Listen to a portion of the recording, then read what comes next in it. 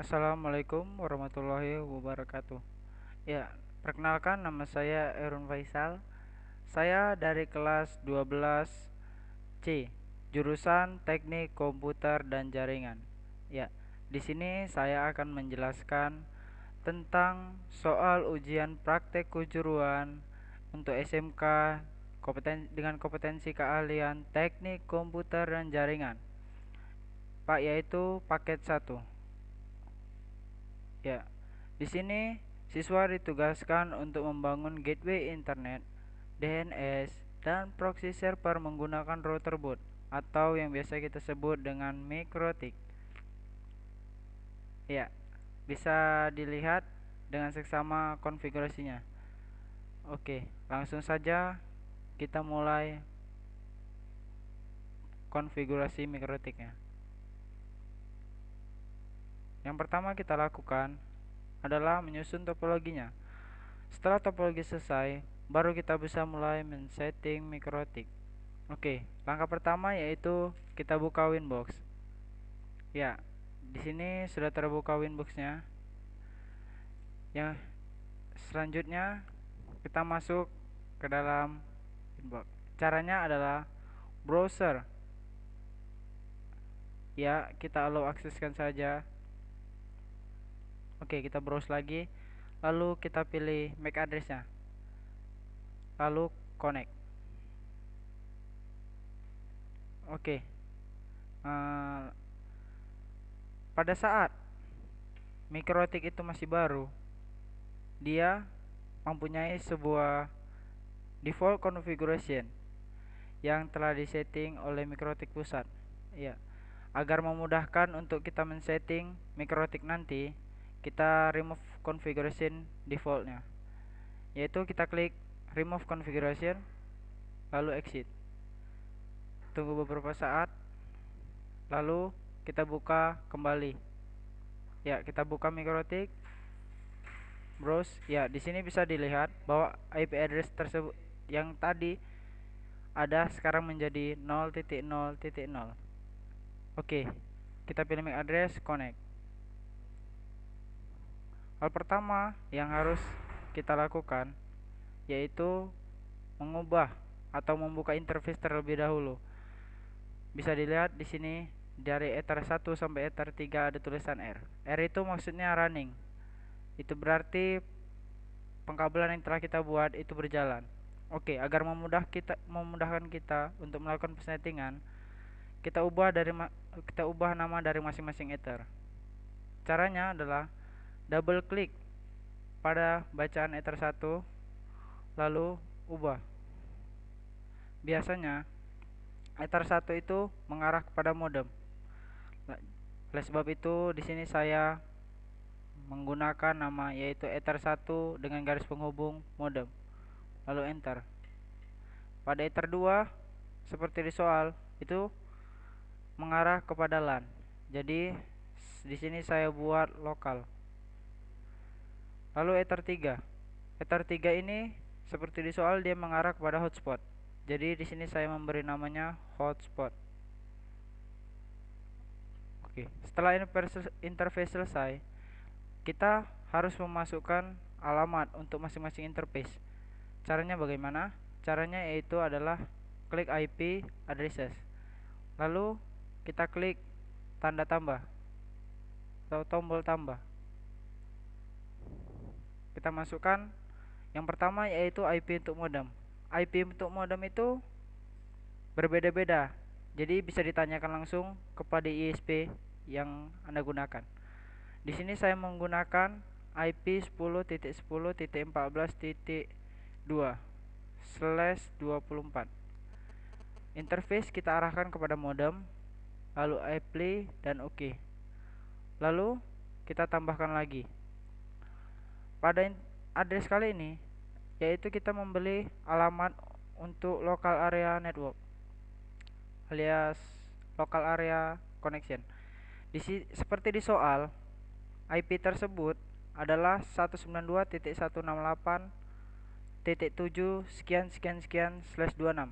/26 ini berarti jumlah klien yang bisa digunakan antara 1 sampai 192. Oke, langsung aja kita tulis 192.168.7. Oke, seperti di soal XXX. Kita baca keterangannya. XXX merupakan address antara 2 sampai 254. Jadi kita buat saja yang mendekati, yaitu 2/26. Kita arahkan interface-nya ke lokal, lalu apply dan oke. Kita tambahkan lagi. Alamat kali ini adalah untuk hotspot. Kita ketikkan seperti soal, yaitu 192.168.10.1/26.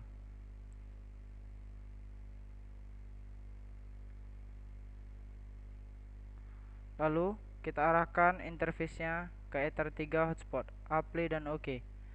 Setelah selesai, lalu kita men-setting DNS. Gunanya DNS ini apa? Gunanya DNS ini agar saat kita terkoneksi ke jaringan, itu kita bisa berinternet.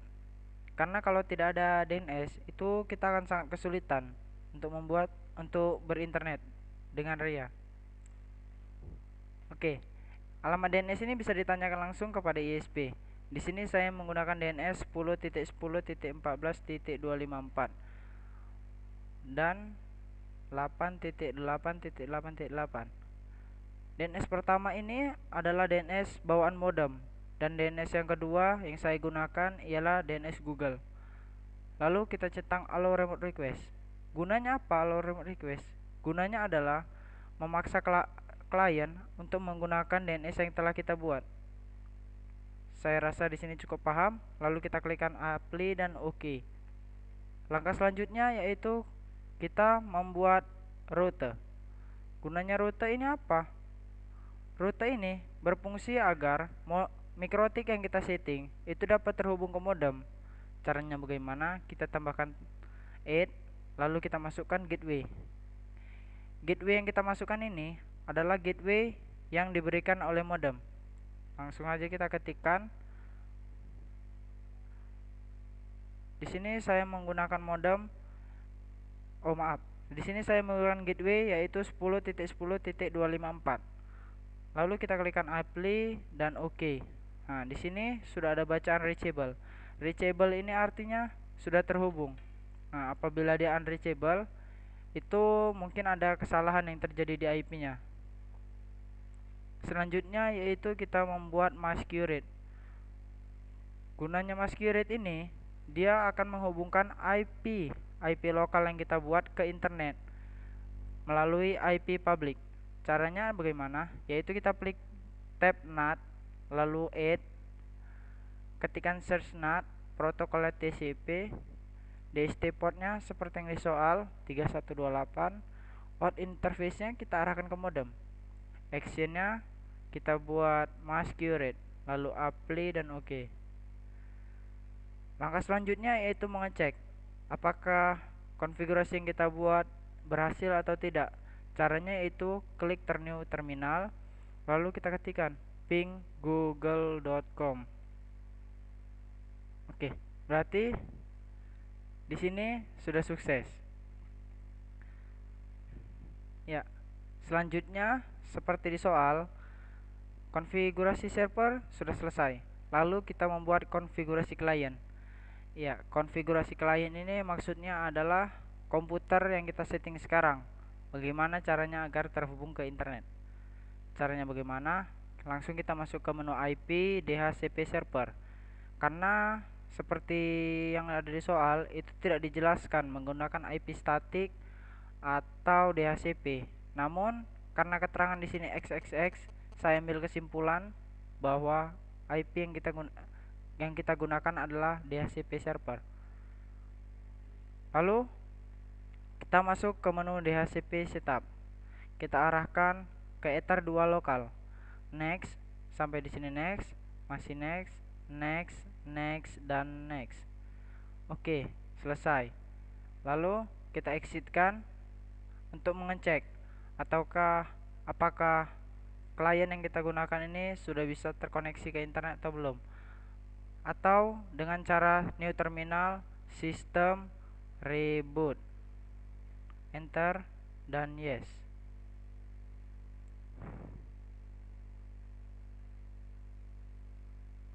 Lalu klikkan OK.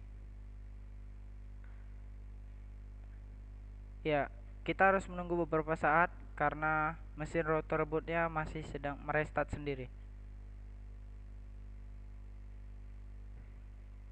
Oke, kita lanjut lagi. Setelah Mikrotik tadi merestart sendiri, itu kita lihat. Nah, di sini jaringan masih tanda seru atau no internet access. Nah, seharusnya ini sudah bisa terkoneksi. Jadi ada beberapa kemungkinan yang menyebabkan koneksi internet Anda itu tidak tersambung. Yang pertama kita cek apakah local area network ini sudah terset IP atau belum. Caranya bagaimana? Yaitu kita klik change adapter setting, lalu klik local area connection. Anda bisa klik kanan, lalu properties. Ya, kita pilih internet protokol versi 4. Double klik. Nah, di sini terset sebuah IP. Mengapa walaupun dia sudah terset IP tetap tidak connect? Itu salah satu pertanyaan orang. Alasan satu-satunya yaitu karena pada awalnya kita telah men-set DHCP. Jadi, apabila kita memasukkan IP statik, itu tidak akan terkoneksi. Caranya adalah bagaimana cara membuat menjadi DHCP? Itu caranya kita klik aja obtain an IP address automatically. Lalu obtain DNS. Klik OK, OK, dan kita menunggu. Oke, di sini sudah tersambung ke internet. Sampai sini saya rasa sudah cukup karena yang diminta di soal ialah klien terkoneksi ke internet. Ya. Kita lanjut ke soal yang selanjutnya, yaitu konfigurasi access point. Ya, di sini access pointnya diminta 192.168.10.1. Oke, langsung saja kita setting. Caranya yaitu klik IP hotspot. Pilih hotspot setup. Kita arahkan ke Ether 3 hotspot. Klik next, next, next. Select verifikasi kita buat non saja. Lalu next, next, next. Di sini diminta DNS name. Seperti di soal, DNS name itu kita isi dengan alamat website sekolah. Lalu kita isi dengan alamat website sekolah. Alamat website sekolah saya yaitu www.smknegeri1lobokpakam.school.id. Lalu next, di sini diminta user dan password.